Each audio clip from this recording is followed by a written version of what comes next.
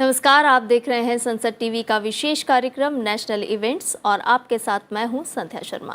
राजस्थान में माउंट आबू के शांति वन में प्रधानमंत्री नरेंद्र मोदी ने ब्रह्मा कुमारी संस्थान की ओर से आयोजित कार्यक्रम को संबोधित किया।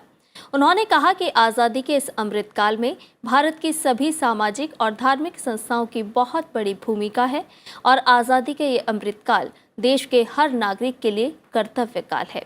उन्होंने ये भी कहा कि आज पूरा देश स्वास्थ्य सुविधाओं के ट्रांसफॉर्मेशन से गुजर रहा है। आयुष्मान योजना का जिक्र करते हुए उन्होंने कहा कि पिछले 9 वर्षों में पहली बार देश के गरीब से गरीब को भी ये एहसास हुआ है कि देश के अस्पताल उनके इलाज के लिए भी आसानी से उपलब्ध हैं। प्रधानमंत्री ने यहाँ सुपर स्पेशलिटी चैरिटेबल ग्लोबल अस्पताल की आधारशिला भी रखी। आजादी का ये अमृतकाल देश के हर नागरिक के लिए कर्तव्य काल है। इस कर्तव्य काल का मतलब है हम जिस भूमिका में हैं उसका 100% निर्वहन और उसके साथ साथ समाज के हित में, देश के हित में अपने विचारों और जिम्मेदारियों का विस्तार, यानी हम जो कर रहे हैं उसे पूरी निष्ठा के साथ करते करते ये भी सोचना है कि हम अपने देश के लिए और क्या ज्यादा कर सकते हैं।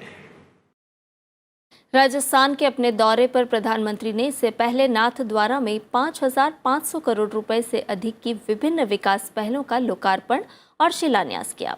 प्रधानमंत्री ने कहा कि ये प्रोजेक्ट राजस्थान की कनेक्टिविटी को नई ऊंचाई पर ले जाएंगे। पीएम ने कहा कि नेशनल हाईवे से उदयपुर, डूंगरपुर और बांसवाड़ा को फायदा होगा। बिलाड़ा और जोधपुर सेक्शन के निर्माण से बॉर्डर तक पहुंच आसान होगी। इसका बड़ा फायदा होगा कि जयपुर से जोधपुर की दूरी भी 3 घंटे कम हो जाएगी।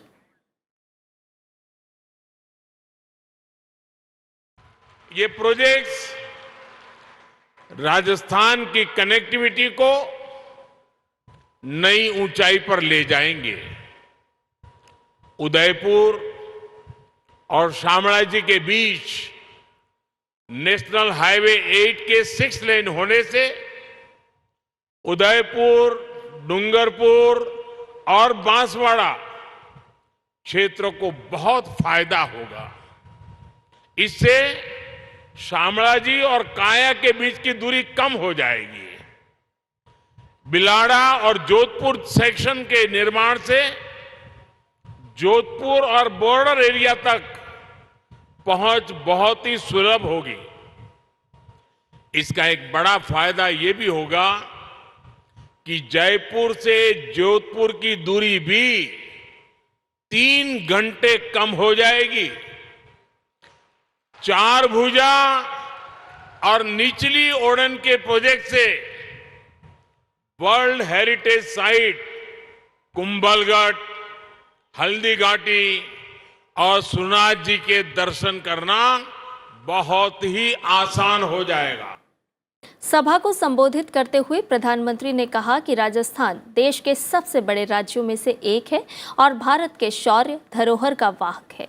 राजस्थान जितना सिद्ध होगा, भारत के विकास को गति मिलेगी। इसलिए हमारी सरकार राजस्थान में आधुनिक इंफ्रास्ट्रक्चर पर सबसे ज्यादा काम कर रही है। भारत सरकार राज्य के विकास से देश के विकास के मंत्र पर विश्वास करती है। राजस्थान देश के सबसे बड़े राज्यों में से एक है।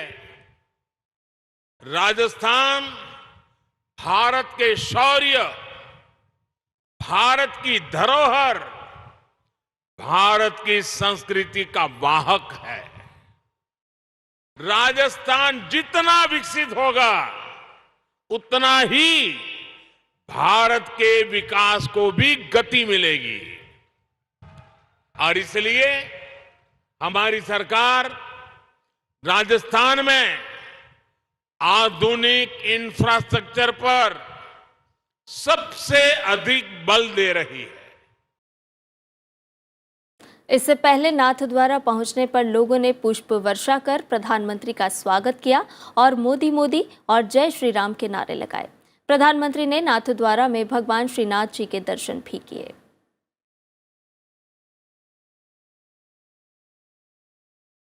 लोकसभा अध्यक्ष ओम बिरला ने संसद भवन परिसर में हिमाचल प्रदेश के नवनिर्वाचित विधायकों से संवाद किया। उन्होंने कहा कि जनता ने बेहद विश्वास से उन्हें ये महत्वपूर्ण दायित्व सौंपा है, इसलिए सदन को जनभावनाओं की अभिव्यक्ति का केंद्र बनाकर सार्थक चर्चा और विचार विमर्श के माध्यम से जनता की समस्याओं का समाधान करना चाहिए। उन्होंने कहा कि कानून निर्माण के दौरान जनता और विषय विशेषज्ञों के फीडबैक और अपने अनुभवों के आधार पर चर्चा के दौरान अपने तर्क रखें।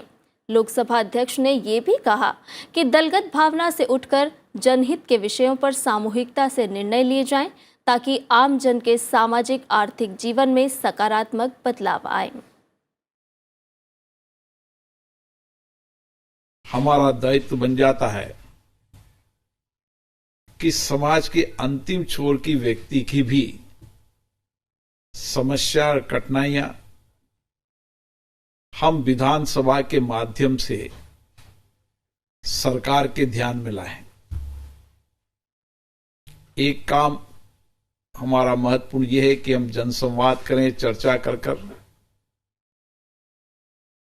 उनके अभाव कठिनाइयों को सदन के माध्यम से सरकार में लाएं और किस तरीके से उनके अभाव को दूर कर सकते हैं, इसके लिए एक सार्थक प्रयास करें। राष्ट्र को विदेशी शासन से मुक्त करवाने के लिए 10 मई 1857 को पहले स्वतंत्रता संग्राम की शुरुआत हुई थी। लोकसभा अध्यक्ष ओम बिरला ने स्वतंत्रता संग्राम के शहीदों को नमन किया। लोकसभा अध्यक्ष ने ट्वीट संदेश में कहा कि 1857 के आंदोलन में अनेक वीर वीरांगनाओं ने अपने प्राणों का बलिदान दिया। उन सभी को सादर नमन। उनका सर्वोच्च बलिदान सभी भारतवासियों के लिए सदैव प्रेरणा स्रोत रहेगा।